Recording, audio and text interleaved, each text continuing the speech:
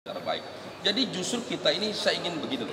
Kita harus membiasakan di antara kita tuh ada check and balance, saling menguatkan, saling melengkapi. Jangan selalu ditafsirkan kalau kita memberikan masukan ataupun kita protes seakan-akan menyalahkan. Jangan seperti itu. Justru proteskah itu, masukan itu sama-sama untuk kebaikan.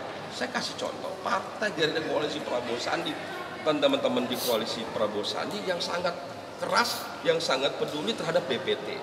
Ternyata terbukti kan, pemerintah tiba-tiba merekomendasikan 31 DPT. Kami protes dengan keras, kami awasi, kami cermati, kami segala macam. Akhirnya apa? Ternyata terbukti protes kami.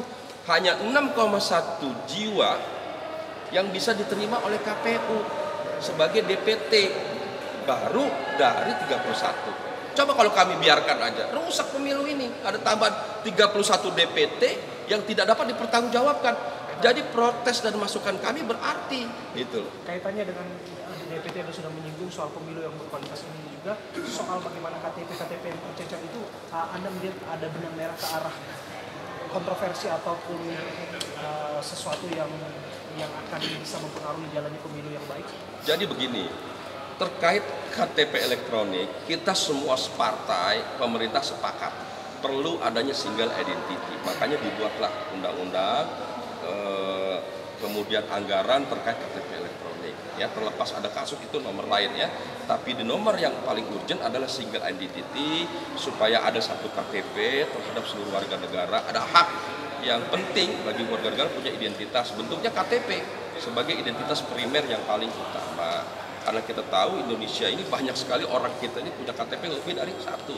Nah, kami mengapresiasi keinginan pemerintah dan DPR supaya membuat KTP elektronik. Niat baiknya kami dukung. Implementasi KTP. Nah, sekarang dalam proses implementasinya tentu kita perlu memberikan masukan dan dukungan yang membumi.